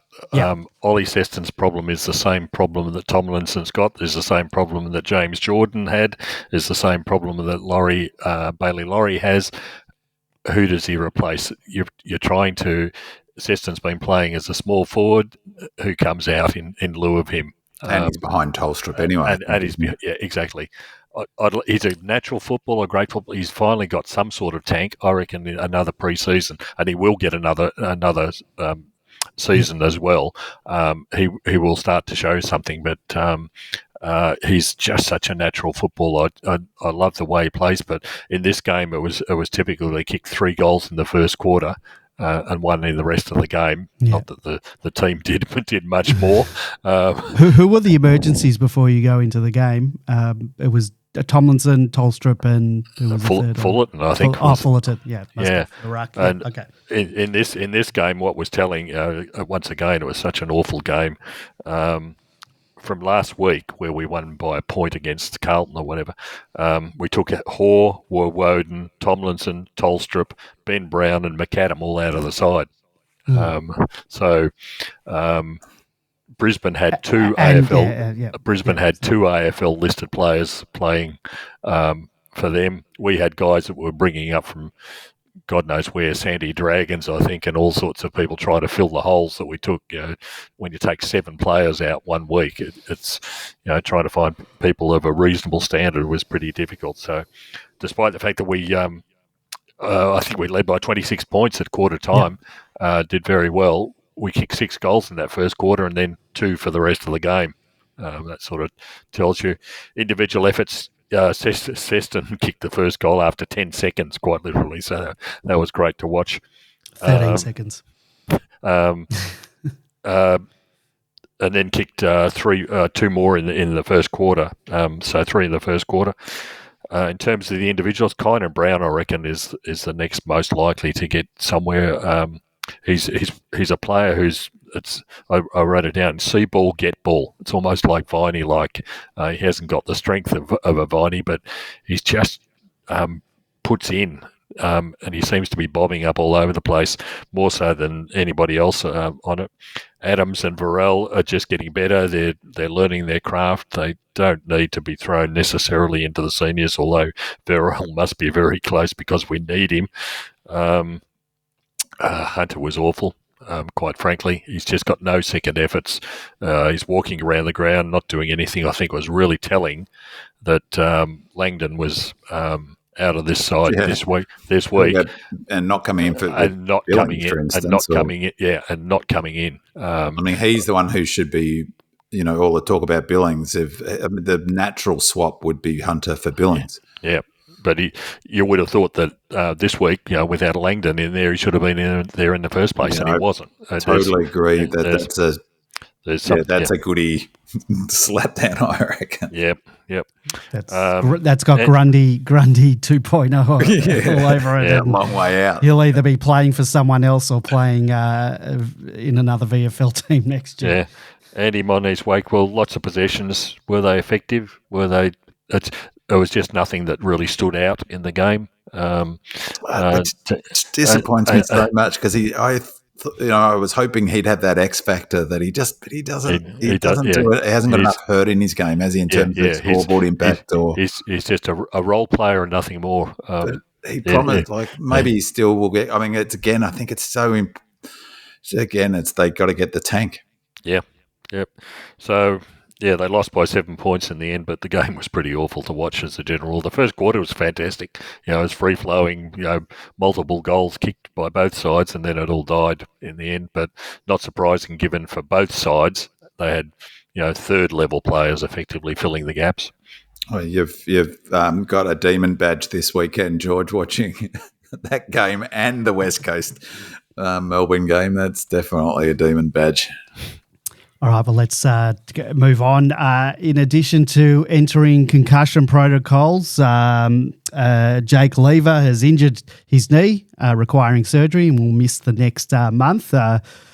On the positive side, well, hopefully, after sustaining a concussion against the Blues, Jacob Van Rooyen hopefully will return to the lineup. We're in the dark about Langdon's withdrawal from the match for personal reasons, which is fair enough, as they are personal reasons. But I guess we don't have any idea whether he will return this week. At the time of recording, we haven't heard the full wash-up from the weekend's matches, so there's no mystery injuries of the week yet. So that's all we know at the moment, and all the other players on the injury list are not ready to come back into contention to play.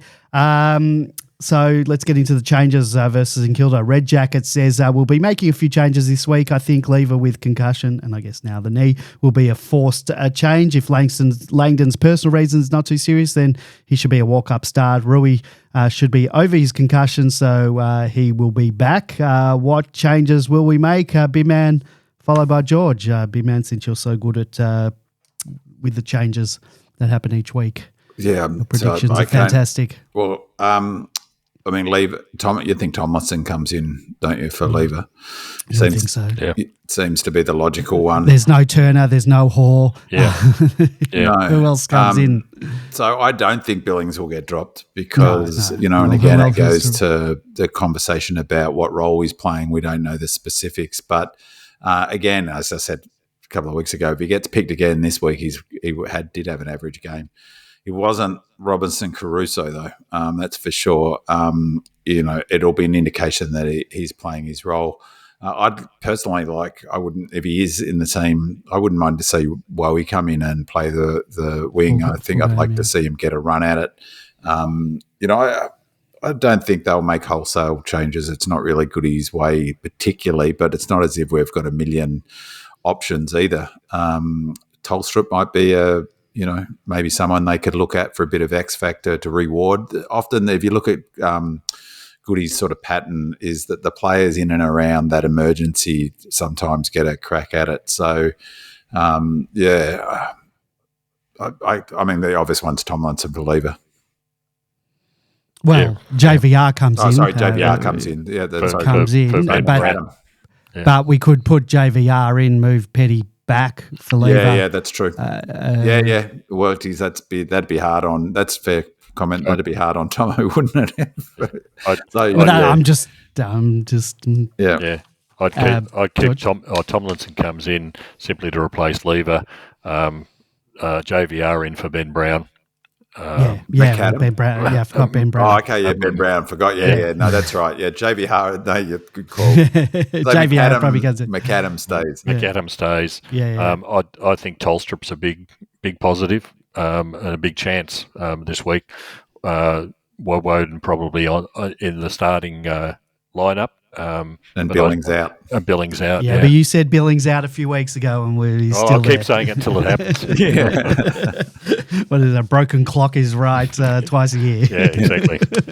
Andy, before we jump into the preview of the Saints game, there's in the chat room, Murdoch 516 notes that he saw a stat, or they saw a stat, that Oliver, Viney, Petrarca, Gawn, Fritsch, May and Lever are all basically having their worst year for ground balls, or the worst season for some time. I saw that as well, and it's interesting because couple of weeks ago, or a week or so ago, when I asked Willow about the post-clearance contested possession stats, he put up a whole bunch of numbers, historical numbers, including the ground ball get numbers over the last 4 seasons, and you can see the change in pattern or the change in method just from those numbers. So we dominated for post-clearance possessions in 21, 22 and 23, dominated, completely number one, number two, just smashed. We were the so far best for that stat, and same for ground ball gets in that period. I don't think we're always at number two, but then this year, those two numbers, post clearance possession and ground balls, have created because they're not as fundamental for the transition game as they are for a forward half game of footy. you don't have as many of them for a start. You don't have as many ground ball gets because you're chipping it around the arc, you're moving it around, the ball's in motion, and you're having far less contests. Well, I'm glad that's what you've extrapolated for that. I thought you were going to say they're just too old and can't bend down to pick up the ball. No, but it's just a sort of note that sometimes the numbers, like data, you could grab any sort of bits of data, but without context, without some sort of analysis of what they mean, all they do is point to something. And often the game moves forward and it's like clearances, like hit outs to advantage. Hit outs to advantages and nothing stat. Now, it might have been 5 years ago, 6 years ago, but it tells us nothing anymore, nor do disposals. It's probably been 15 years since the raw number of disposals have any meaning. It's about impact. It's about what happens with the football, not how many times you get it. And so that ground ball one is just, that's a grain of salt to look at that number. Well, what happens if we change our tactics and it makes us worse? Well, if you go back to the Blues game, we ground ball, or in this game we actually did all right in ground ball gets. It was only 2 or something. And then similarly in the Blues game, because we did play a more contested game of footy. All right, we'll get into our preview of the Saints game. The D's return to the MCG this weekend for only our 4th home game in 10 matches. Can you believe that? We face the Saints, who arguably have been one of the most disappointing teams this season, only having won 3 games and sit in 14th place on the ladder, equal with the Hawks and the Eagles. Most pundits had the Saints as certainties to make finals this season. And as the weeks progress, that dream for them is slowly fading. However, luckily for them, they're coming up against the Demons, who are notorious for playing sides back into form. How's that for some MFCSS late in the show? George, followed by Big Man. How are we going to beat Ross Lyon and the Saints? Membry will kick 5 because he always does. Absolutely. He will monster us. MFCSS. I watched the Saints game. They were absolutely appalling. It's been a long time since I've seen a team worse than us. They should have lost by more. Freo just could not. That was such a woeful game, that one. Yeah. Except I won on it. I had a good win on that game. Yeah. If it wasn't for Jack Steele and Rowan Marshall, they kept them in the game. The rest of the side, Freo's inaccuracy kept them in the game. Certainly, but St Kilda players just won't go in. They will not go in. They're sitting on the outside, expecting the ball to be given to them, and then they can, play the way they want to. But there's just no effort at the ball. So I think we will absolutely smash them, particularly around the ball, getting the ball. King in the forward line is not as good as his brother by any stretch of the imagination. The Saints fans still think he is. Membry's dropped off from what he was before. He just simply doesn't have the impact. They've spent all their tickets on all these second-rate players, like the Butlers and the Higgins and even Hill and Crouch, and they just haven't got any talent left in the side to fill the holes, because most of those players are either gone or they've been injured themselves and unavailable. Apart from if Freo kicked straight, it would have been a 10-goal win for against them. They were just awful, but it's the lack of effort that comes from them. Lyon will probably try to turn it into a dour type of match, because they have no chance of being even close otherwise. Well, that's essentially become their method, that's what they try to do to Freo, and Freo have gone to this really slow-scoring method as well. I couldn't believe the odds in that game. I know it was at Marvel, but they had 2 more wins than them, Freo, going into that game, and they were almost both on level. They were both equal favourites almost, not quite.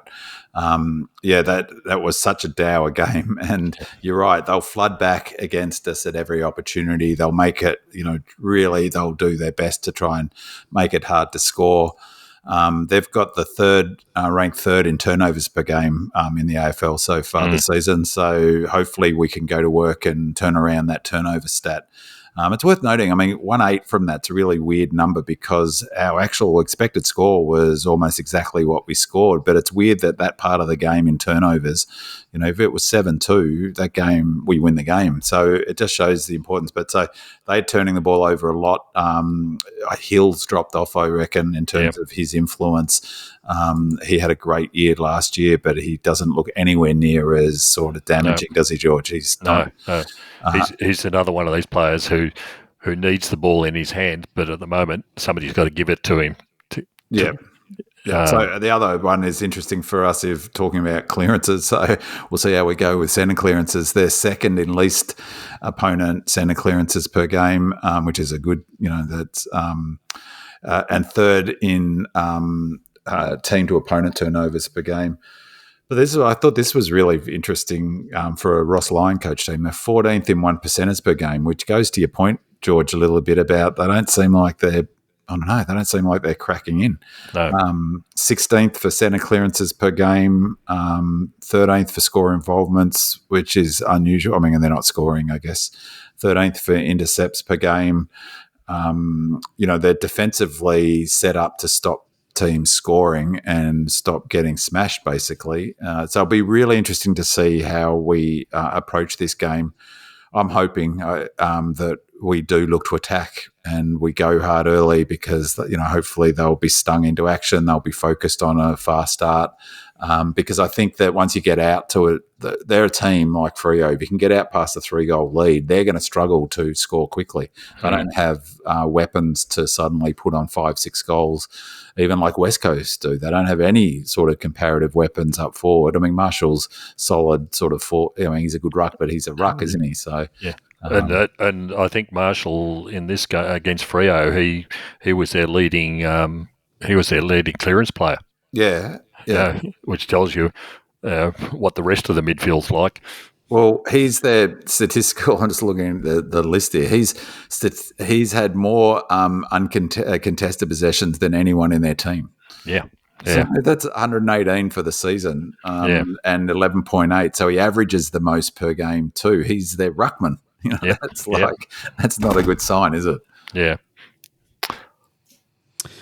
All right, boys. And Andy, when's the last time we played the Saints at the G? We played them at Marvel last year. Because it seems I don't know whether I keep on in my mind's eye seeing a black and white. I don't know why, because I've never seen a football game live that's in black and white except for Collingwood. But I don't recall watching a game at the top of my head. I know we 100% did in 2018, but we must have played them since then.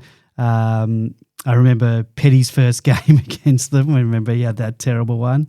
There's probably people screaming at the transistor radios. Give us a weather report while I look at it. I'll do one other. Since we're not playing a Marvel, Since we're not playing a Marvel, give us a weather report. Melbourne Cricket Ground 2020 at Marvel. By the way, we get the opportunity to play West Coast again, which is a real positive, isn't it? Yeah, we do. We do get to play them at the Suddenly, G. That becomes a grudge match. We did play them in 2022, round 8 at the G, but before then was 2019.